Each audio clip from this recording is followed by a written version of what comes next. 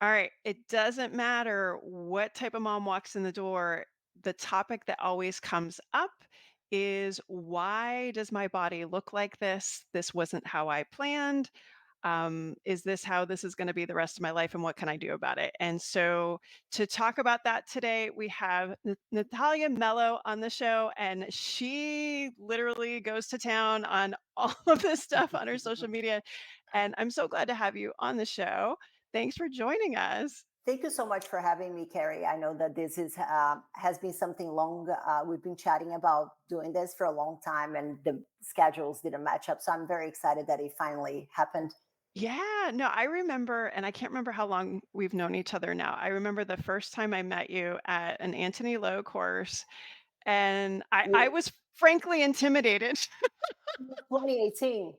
It Yep, was it seems like 2018. another lifetime, right? Yeah. And I was like, "Okay," and I remember I was like, "Who is this girl?" And I had not met many, people that were in bikini or any, sorts of competitions or things like that, and I have learned a lot from you, but I love what you're doing now, kind of working with moms and really helping them kind of figure out how to navigate fitness and eating and kind of all of those things. How did that sort of come to be, what your life's work is now? I love this question, and it's actually a very good question. So, just to give a little bit of a background, I did fitness competitions for a long time. I won the Olympia, which is the biggest bodybuilding competition in the world. And when I was doing that, I knew that I wanted to do it for me, but I always knew that I didn't want to coach because from my personal experience, the line of the healthy and the unhealthy were very blurred, and Mhm. I wasn't willing to sacrifice my name, my reputation, and to put other people's health in funny situations just Mhm. for the sake of a trophy. So I was always very clear in my mind that I wasn't going to coach competitors. It was just something that I always kind of had for me. And it was like, okay, it wasn't a hell yeah. So I Yeah. was like, okay. And so I started doing seminars all over the world. Like I've done seminars in over 30 different countries. And I lived in Europe for 5 years. So I was exposed to a lot of different cultures, different ways of looking at fitness and things like that. And then I felt, so I was traveling often and I felt pregnant. And then, and then it was like, shoot, hold my beer. Right? Like literally, like I had been working out since I was 14. Yeah. So I thought I had my shit together. Can I curse? You can do whatever you want, girl. Oh, good. Okay. I thought I had my shit together. And then I get pregnant and I'm like, holy crap. Like, Yeah. what, like how does this happen, like what, not how Well, I can does this tell happen. you, but I'm pretty sure that ship has sailed for you with your kids now. Like not how it happened, Right, but like gotcha. how do I manage my fitness after it Right. happens. And then I'm like, okay, so I'm this person that has been working out for like 2 decades almost. I've been a trainer and a coach, and I've done seminars in all over the world, and here I am not really knowing if I can do a squat when I'm pregnant. Right. So that's kind of, and then you start, I don't have to tell you and your audience, but I'm gonna say it just in case.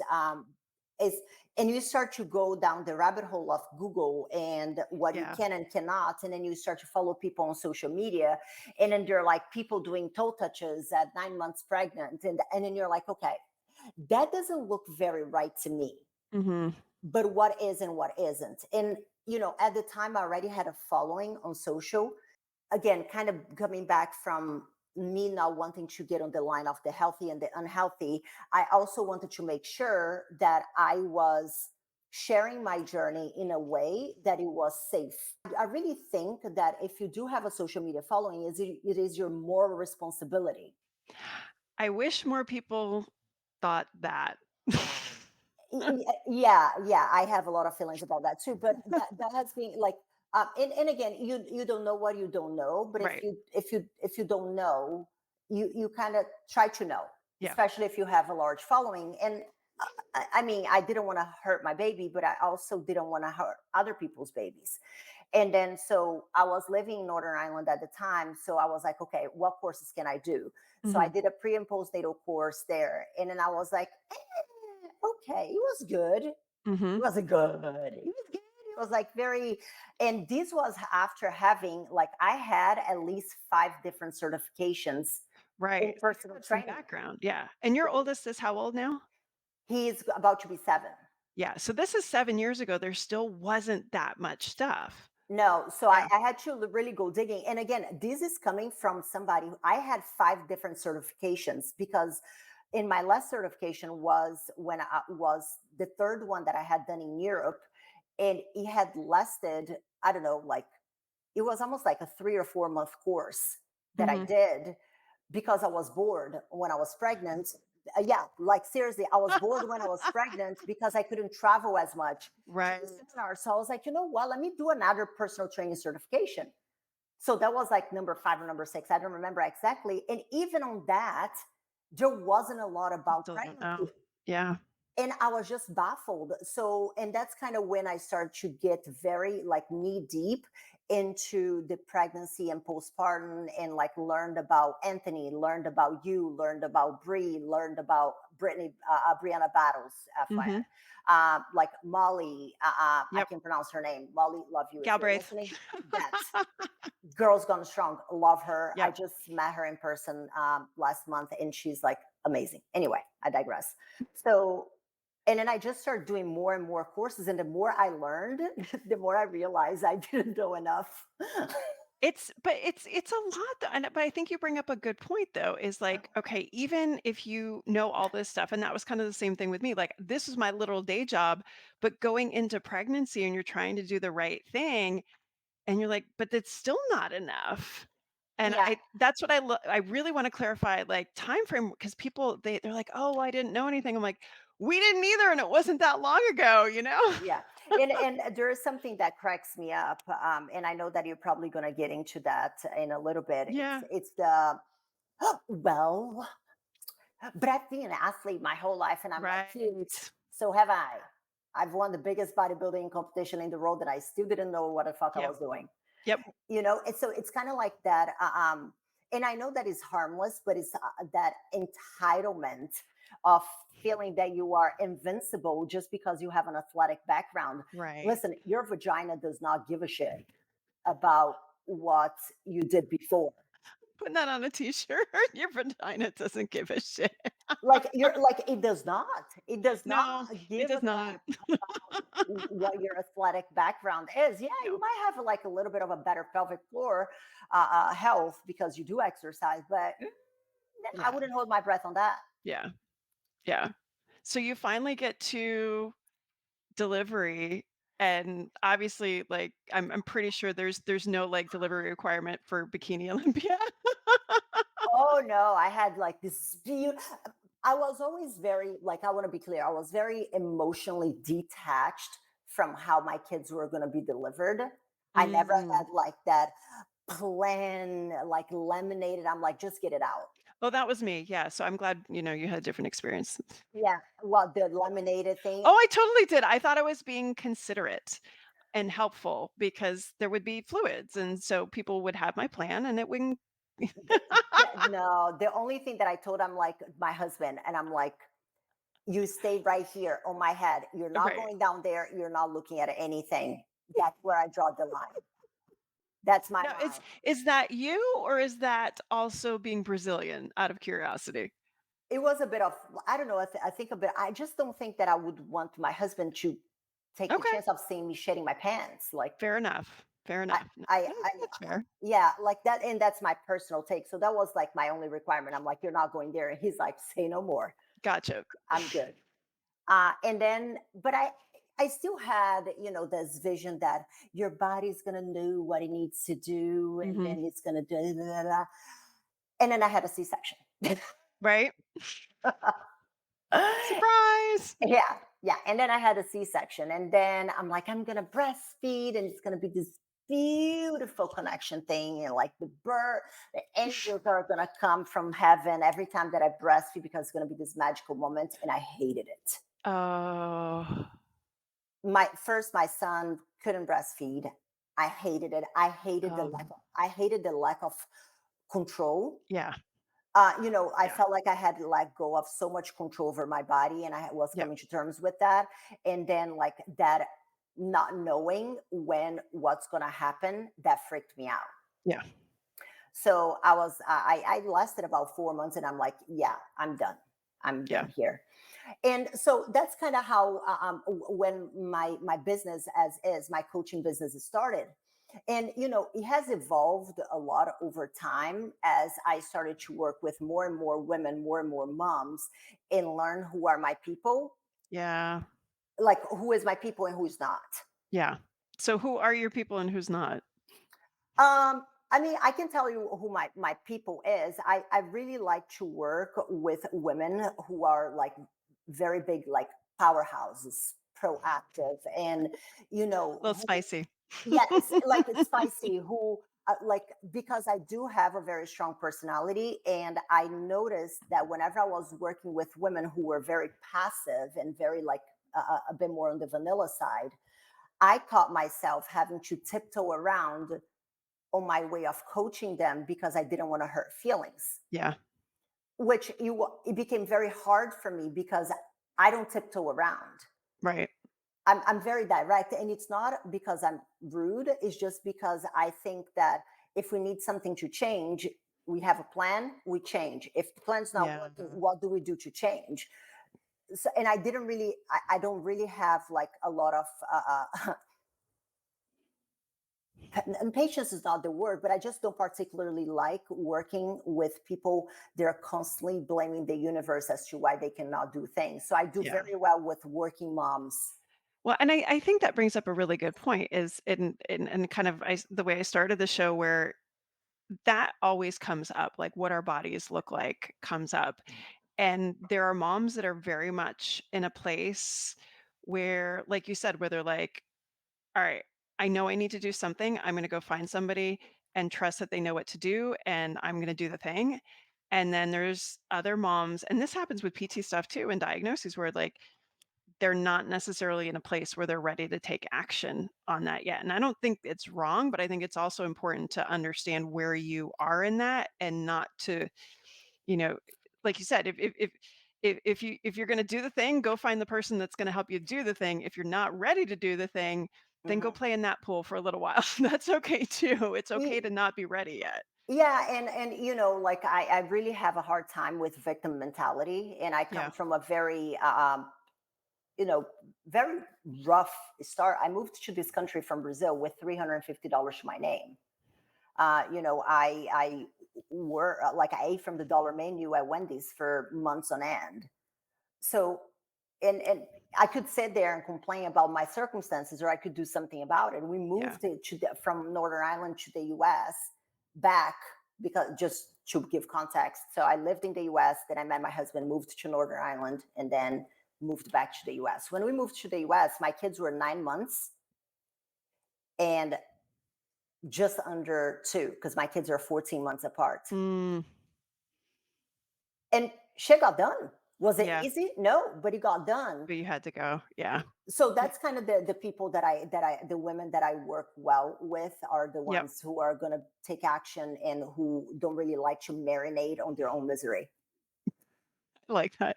It's one of those things I think whenever I'm talking with somebody, I'm trying to find a resource for them. It's kind of like you have to make that personality match up.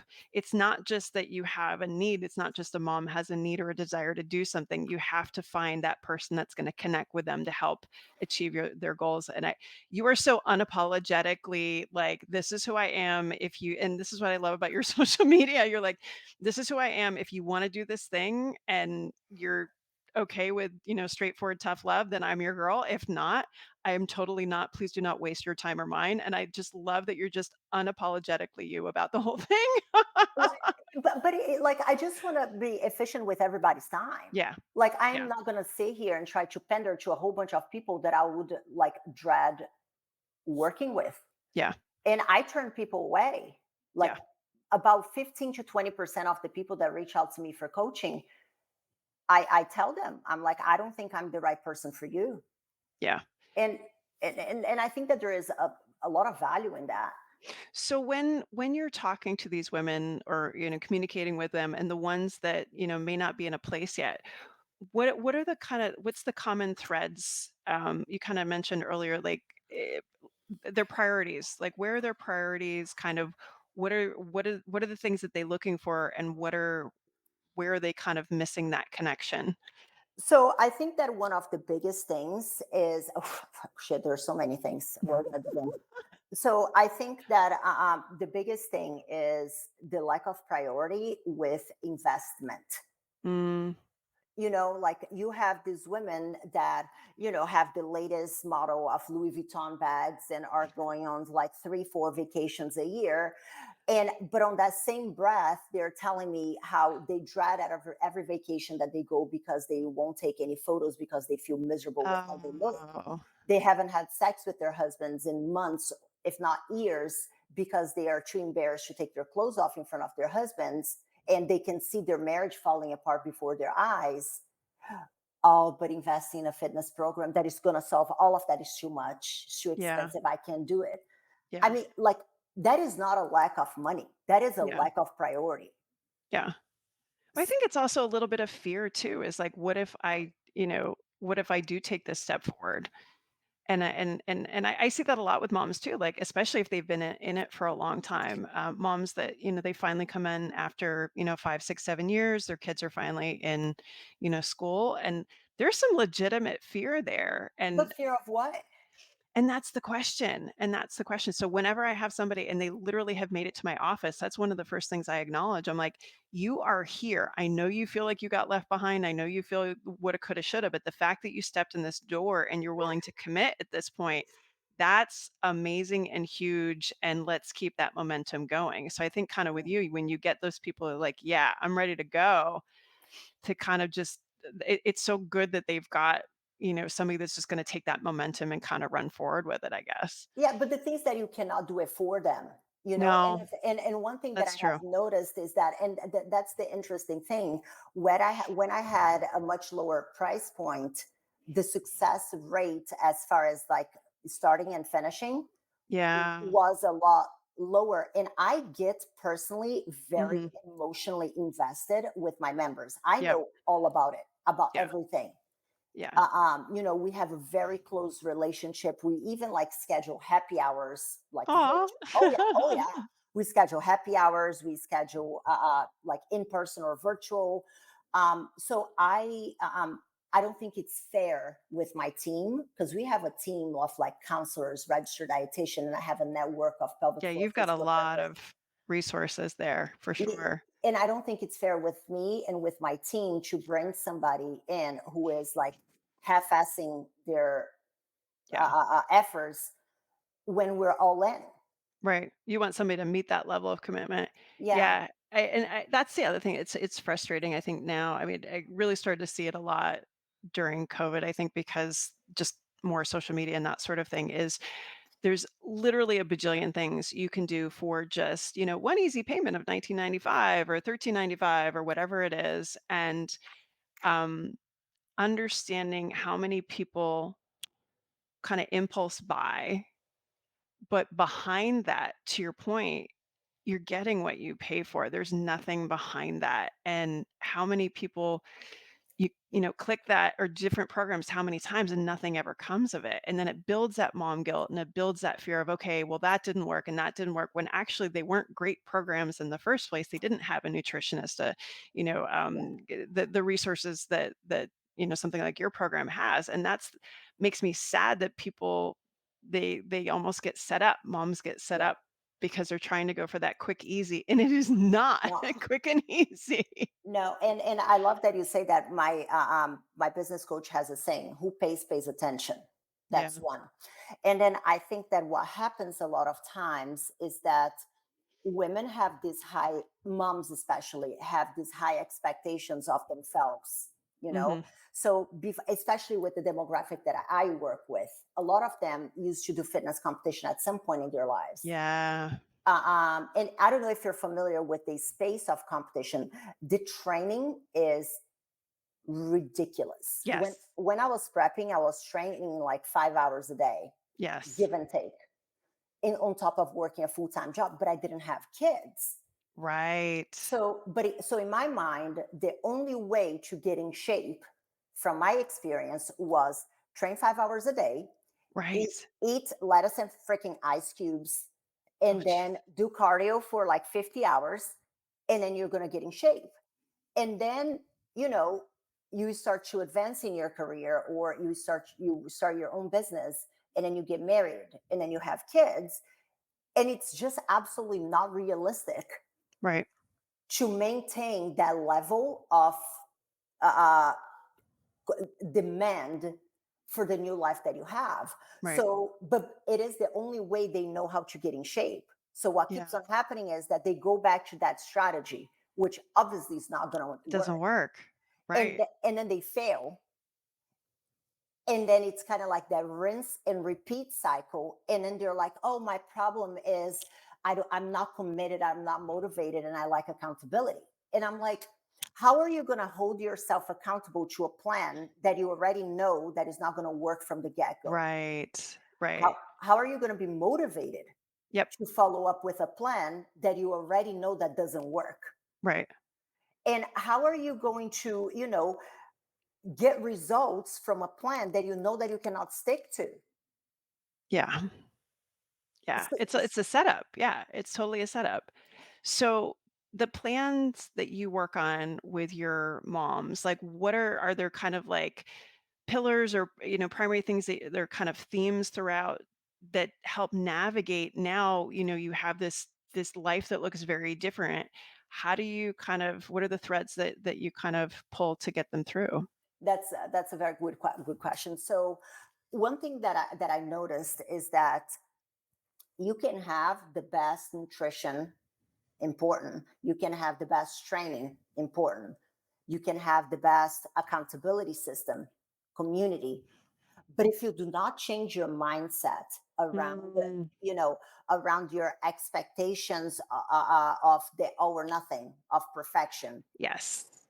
it's kind of like, oh, if I cannot be perfect and work out 5 days a week and for 3 hours each day and eat, quote unquote, clean 24/7, and I fail that one time, then what's the point? Yep.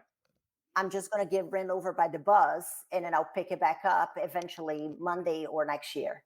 Oh my gosh. Yeah. So I say that what we do, it's almost like a life coaching experience. Yeah. I think it has to be, especially I mean, never having done figure competitions, but having worked with quite a few athletes, like mentally, I can't imagine the gymnastics to go from that mindset to that whole mindset of being there doesn't necessarily work efficiently with kids. Correct. 100%. So the way that we work, we have four main pillars, which would be first one, most important, the mindset. We Hmm. have a counselor. My head coach is a counselor. She actually has done fitness competitions. And I think it's powerful because she's also a single mom Mm. of two Oh, who do bless her heart. sports 5 to 6 times a week. Yeah, so she's in it. Yeah. She's like in the weeds, and Yes. she looks amazing, and she's very good with setting boundaries and time Mm. management. um, so that's the first pillar, and then the other one is the training, which is fully Mhm. customized, and everybody, even our registered dietitian, is pre and postnatal certified, Oh, that's great. and all with Bree and the Girls Gone Strong program. Oh, so they're double, nice, I like it. Yeah, yeah. So that's the other one, the training. Everything is fully customized. Then the number three is going to be the coaching and accountability. Mhm. The coaching on the aspect of making sure that you're doing everything correctly, and also to make sure that this is something that you create a path that is sustainable. That Yes. way, you're not kind of like on that same cycle of never ending gain and lose, gain and lose, gain and Yep. lose. And then the last one is the nutrition piece, which, because we have a full-time in-house registered dietitian, we're able to work with, prenatal moms, breastfeeding moms. We have been working a lot with menopausal and premenopausal women as well. um, diabetes, Hashimoto's, a lot of health conditions, because we do have the Yeah, medical support. that's Uh, great.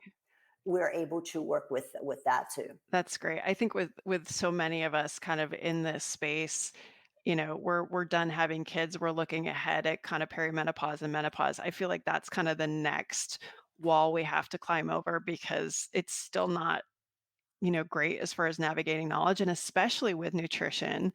I know especially coming off, a couple years of craziness in the world here, like I think a lot of people were feeling like, oh, well, I wasn't able to work out the way I want or eat the way I want or stress, or is this just what, life looks like now? Is this just what my body looks like getting older? Like I feel like there's so much that we blame on that and it really, can be simplified and, we shouldn't just kind of throw in the towel and call it a day. There's so much more to do. I know, like I'm 39. I'm going to be 40 in January, and I have some like ladies. They're like, oh, I'm just turning 30. Oh, Ugh, it's my, I can't lose weight because of my hormones, and I'm like, no, honey. okay, let's try this again. Let's try this again. Yeah, no, I'll be 47 next month and I'm like, all right, it's Yeah, coming. yeah. But I think that is really the lack of education, and Yeah, that's one big piece of what we yeah. do. I think that knowledge is power. And I actually have a funny story for you. We have a member in Switzerland, Mhm. and she just had a baby, and she had a very rough postnatal journey. Mm. She reached out at about 6 weeks postnatal, and everybody there was like doing emotional terrorism with her about diastasis Oh, recti. About oh God. diastasis recti. Yes, Yeah. yes. And then I'm like, oh my God. And like, I felt so bad for, like, I legit wanted to Mm. get in the computer and give her a hug. And I'm like, Yeah, everything's going to be okay. Because, yeah. she had a midwife, like, she had a OBGYN at, I don't know, 4 weeks saying that, oh, your diastasis is cured. And I'm like, okay, that's a good start. And then she met somebody else that was like, oh my God, you're doing body weight squats. Oh God. You need to stop everything. Oh.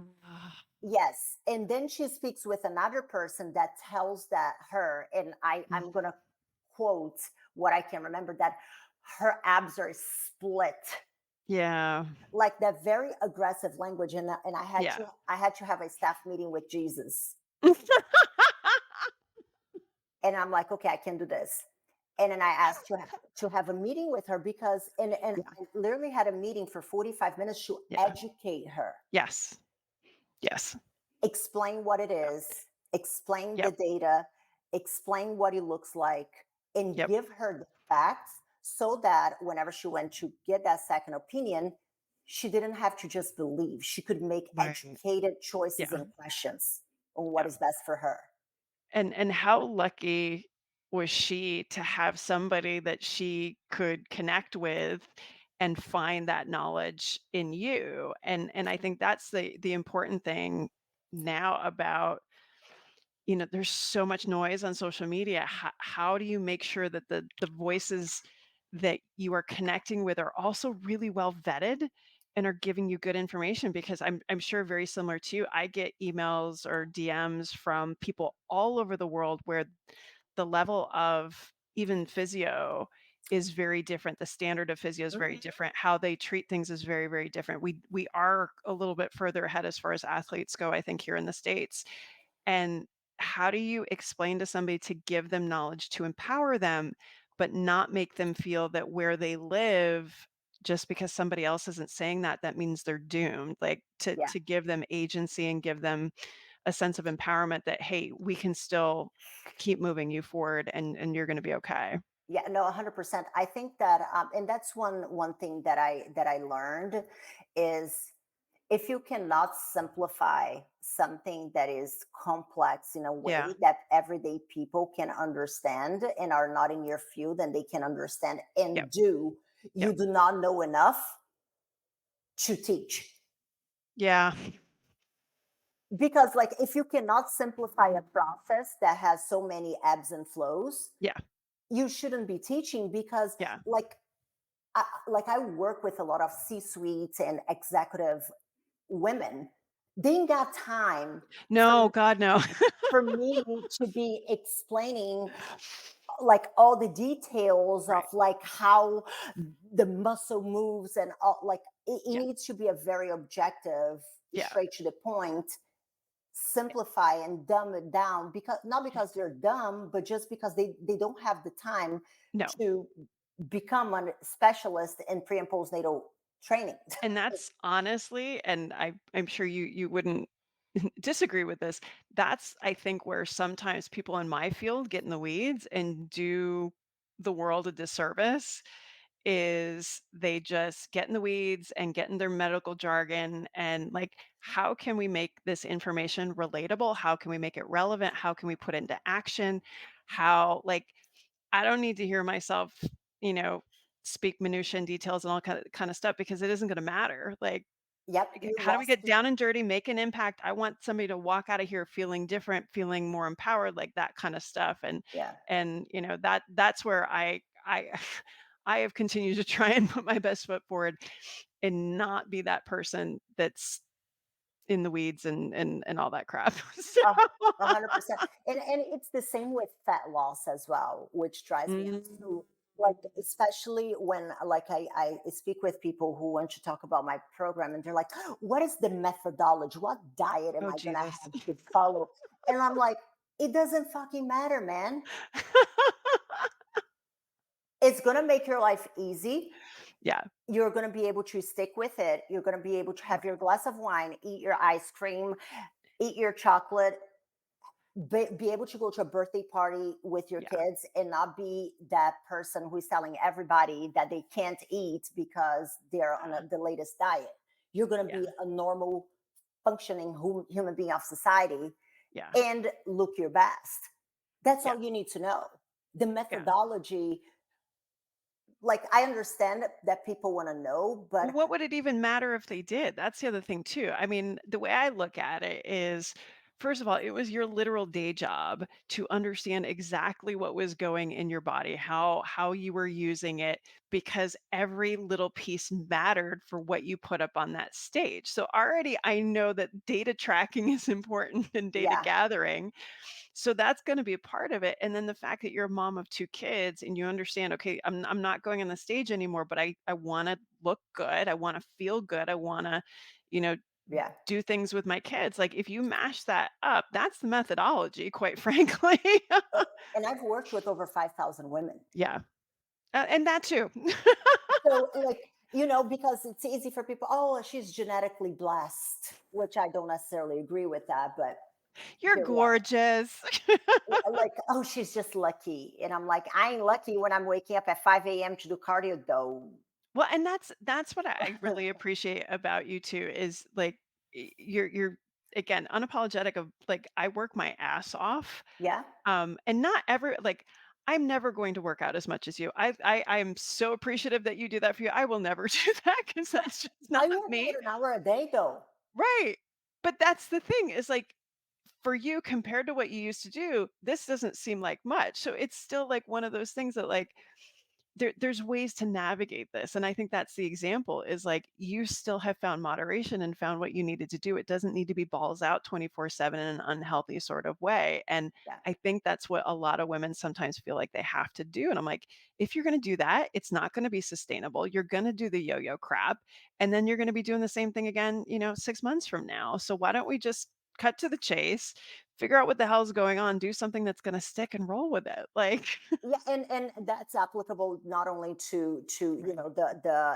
these strategies with the workout, with Yep, pelvic floor health, with all the things, yep, but especially with the fat loss piece of it, yeah. because so many people want that, like, oh, I did that and I lost 50 pounds, it worked. Okay, but you're 60 pounds over now. Right. So, like, is the goal to like define it worked, Right. because you worked, but then it didn't. Right. So is your goal now to lose and keep it off, or is it your goal to lose and Yeah. gain again? Yep. And being able to simplify that process Yep. and make it a very doable thing. I tell people I have ice cream every day. Yeah. I have and I have a glass of wine at least 3 times a week. Mhm. Living my best life, man. And because it's important to me Right. to have that kind of balance. And I think that that's where a lot of people don't understand that it doesn't have to be an all or nothing. Right. Well, and it's in the stories we tell ourselves too. Like what you just mentioned, you're like, "Oh, well, I did this one time," but yet it wasn't sustainable. Or moms tell themselves, "Oh, well, I have to suffer. I have to sacrifice. I can't have my wine. I can't have my ice cream to do this." And you're saying, No, you actually can, but let's do it a little bit differently." Like, I think a lot of it is those stories that we tell ourselves. Are we so invested in them that we can't let them go? Or can we put it down and write a new story? 100%.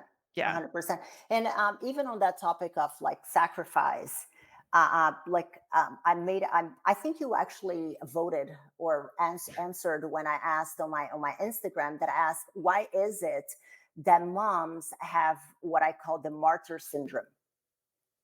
Which is that need to Yeah. like they're like at the bottom of they're Yeah. at the bottom of the Yes. list of priorities. Yes. And then I'm like, how is it? And kind of going back to a lot of the ladies that I speak to, a lot of them haven't taken photos with their kids. And goodness, I spoke with a lady that had not taken photos with her kids since 2020. Mm. Okay. I had a lady that hadn't had sex with her husband because she was embarrassed of getting naked in front of him for a year and a half. Yeah.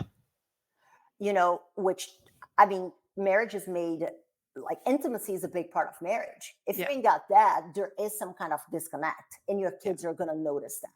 Yeah. So you're like, I've had moms that said that they were embarrassed to get out of the car and watch their kids play soccer during the summer in shorts because they didn't want to be seen in shorts. Oh man. So, like, the stuff that I hear time, like Yeah. women, like, I had a lady who is an engineer for NASA, embarrassed of speaking up on her knowledge. She has a doctorate Mhm. because she was embarrassed of how she looked, and Yeah. because of it, she didn't want people looking at her. Yeah. So you have all this impact happening in your life that it is going to impact your kids. Yeah. But hey, I need to be my best self for my kids. You are going to be your best self by focusing on you, Yeah. being the best version of you, and leading by example. Your kids are going to watch and they're going to be like, my mom's a badass, and that's what I want to be. Yeah. I think that you hit the nail on the head. I feel like for some moms, it's a natural transition, and for other moms, it is such a struggle. They get bogged down in that guilt, or I've got to be doing things for my kids, and then they blank, and their kids are in elementary school, they're in middle school, and mom hasn't taken care of herself at that point. And then I think it's a slippery slope to perimenopause and menopause, and being like, oh, I guess that's it. I can't do anything. And it's just so sad because it really does come back to, we deserve to be able to take care of ourselves. We deserve to be able to put ourselves first. It's like put on that mask before you help other people on the airplane. And I don't know where that came from. I mean, like, did you see that at all kind of growing up Oh, in the 100%. yeah, 100%. It is definitely a very cultural thing because, even for example, I think that even with questions, obviously we're definitely getting better. yeah, But I can begin to tell you how many times I've been asked about my husband babysitting my children, and I'm like, no, he's parenting. right? He You're is like, being a father. yeah, And every time that I traveled, like, I remember after I had my son, I was in the gym, and then people are like, "Ooh, is daddy babysitting the baby?" Like, but nobody would ever ask my husband right, if he was in the gym.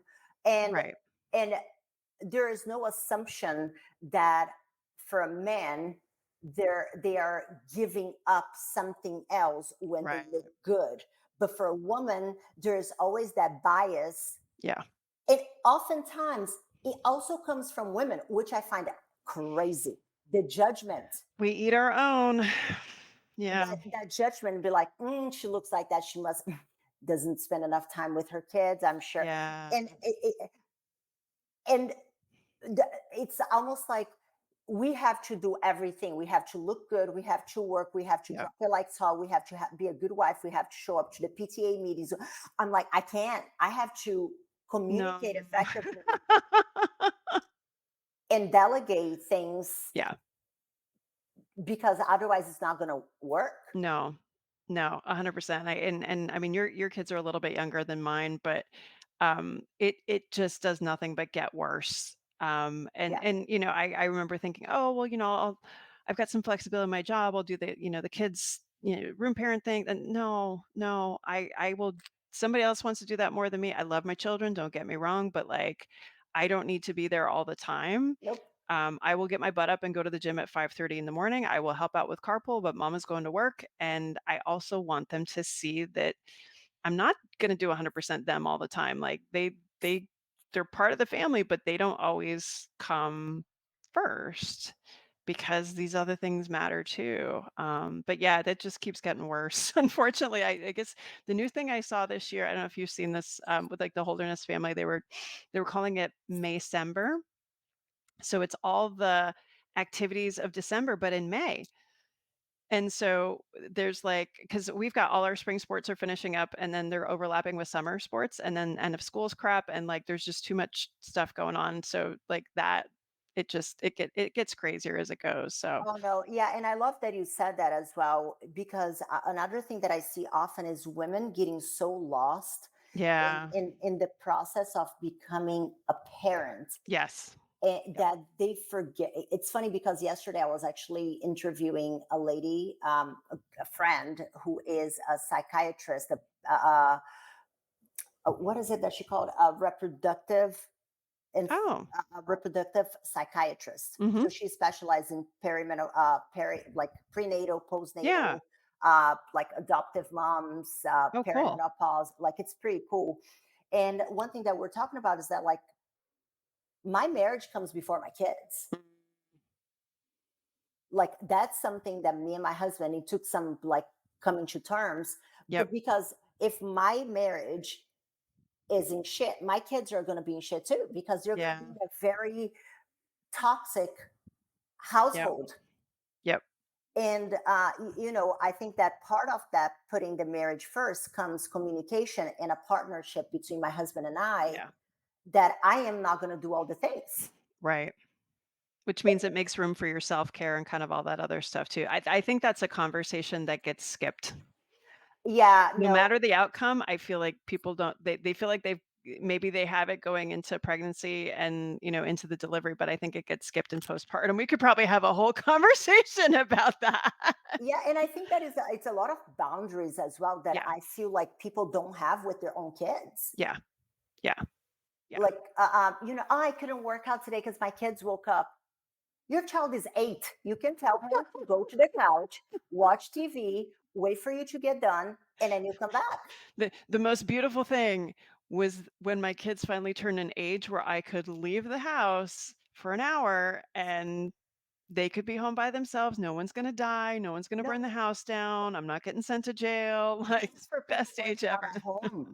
This Yeah. is for people training at home. Yeah. No, well, even just to go down to the basement and let somebody, watch Thomas upstairs or something like that. Yeah. Oh yeah, like my Yeah. husband traveled, and I would get the kids up because normally Roger does the morning routine, Mhm. and I take them to school. But he was gone, and I was like, guys, breakfast is there. Help Yep. yourselves. TV's on. Yes. I'm going to do my cardio. Yep. Whenever I'm done, I come back. Do not interrupt me unless somebody's dead. I say that too. I'm like, unless somebody's dead, bleeding, dying, electrocuted, whatever, or if it's the dog, I'm good. Yeah, and I find that so many parents and don't like moms particularly Yeah. don't draw that line of boundaries with their kids, Yep. and they just keep on putting themselves last on the Yep. list of priorities. And this to add to that, and then I'll shut up.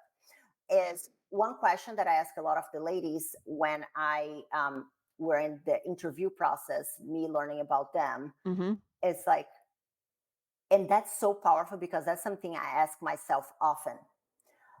I have a daughter and I have a son. So the first question is, how would it make me feel to see my daughter growing up to become me as I am right now? Because if the answer is not ecstatic, there is Yep. something that we need to change. Yeah, that is so good because we wouldn't answer that about ourselves accurately, but we will about our kids. Oh, that's good. And it's like one thing that I see often is like, oh, but I tell my daughter to love herself and to be like, just go out there and Right. take over the world. And I'm like, you don't even take photos with your kids. Yeah. What the hell are you telling her to love herself Yes. if the example that she's watching She's seeing. Yep. is you hiding behind everybody and their mom because you don't want to take a photo? Yep. And they see it too. They might not say it, but they see it. That's Yeah, what I say. And then they're like, oh, but they don't know. And I'm like, they do. how many times have you told them to not say a like shit, for Right. example?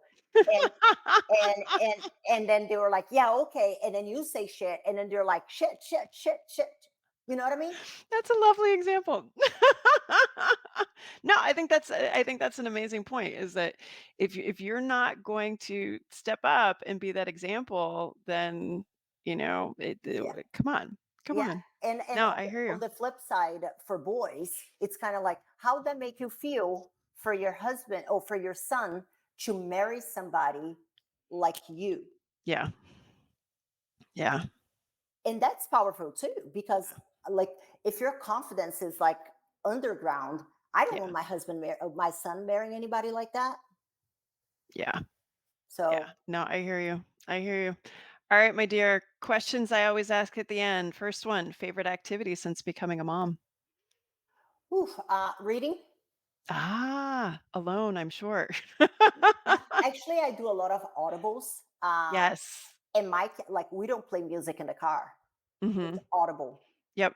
I've been running and listening to a lot of books, but there's also been a lot of good female authors who are runners putting stuff out right now, and I just don't have enough hours in the day, and so I also can't listen to anything in, like, straight time. I have to speed it up. Oh So yeah. Oh no. Yeah. I listen at 1.6 on Audible, and then I would have pegged you for a 2.0.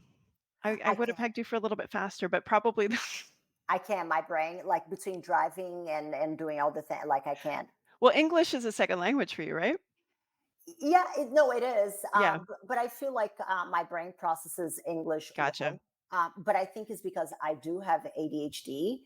So my brain already works a bit funny. And if I put it too fast, It it won't just, go. That yeah, makes because sense. I already have too many tabs open. Okay, well, I'm a 1.5, so I'm feeling pretty close to you right now. So all right, one piece of advice for new moms. Control what you can and let go of what you can't. Oh, that's good. That's good. And let go of it sooner than later. Do be All right, facts. someone in our space that we should know about that we may not already know about. Ooh. Um, And it's kind of not fair because we know a lot of the same people. yeah, yeah, yeah. I really like who's someone in pregnancy postpartum space. Um, Actually, I'm going to talk about Aparna, who is the lady who I interviewed yesterday, who is Aparna, Dr. Aparna Iyer. Hmm. I think that's how you pronounce her name, Iyer. She told me 50 times yesterday, and I forget. Um, she's very, like, she's phenomenal, and she's very, objective with her answers. There isn't a lot of Mm. like it depends, and she's very, pro mental health, even when it comes to, the whole breastfeeding thing that people want to do it at all costs, even if it costs them their sanity. Mhm. So and being a MD, it's pretty cool, and she has a lot of her own personal experiences with the whole thing too. So I would say her. Awesome. Yeah, I think any voices we can get out there kind of giving us support in postpartum and pregnancy mental health space, super important. Yeah. And then last one, what does it mean to you to be an active mom in postpartum? So many things. Longevity example for my kids. Mhm. I'm gonna live longer. I mean, I can always make more money. I can never take more time. And if I'm not taking Mm, care of my body, I can get that time back. Example for my kids, to, take care of themselves, honor their bodies, and have a healthy relationship with exercising and food. that's so good. I think that that's what it means to me. We don't I even love it. use the words diet or like quote unquote good food, bad food in our house. I do not like that. Just food. It's Just just food. food. Yeah, Just food. I love just that. just food. Like my kids have ice cream as well. They watch me eating ice cream every day. I mean, they watch me having a glass of wine. I don't want to vilify anything. Yeah, that's awesome. That's awesome. I think I hopefully more moms feel the need to do that because it just the more we kind of do that, it empowers it, and we don't need to feed that at all for sure. Mhm. All right. If you want to know more about Natalia's programs, you can check her out on Instagram, Nathalia Melo Fit. Thank you so much for coming on finally. And I just I love if you would like to have a breath of fresh air, complete with profanities here and there and unfiltered. Definitely check out her stories because again, you just make me smile because you're just unapologetically you. And I love kind of where you've taken things in the postpartum space. Thank So you. thank you so much for all you do, and thanks for being Thank you. on today. Thank you. And just FYI, I launched my podcast today. That's right. Congratulations. What's the name of it again? Unfiltered Fit Life. And Filtered Fit Life. Yeah. Definitely check it out. It's probably going to be on all the platforms and the things. And I think we're recording next week. So I'm excited to be on. Yeah, we are. Yay. Thanks for having me. Thanks so much.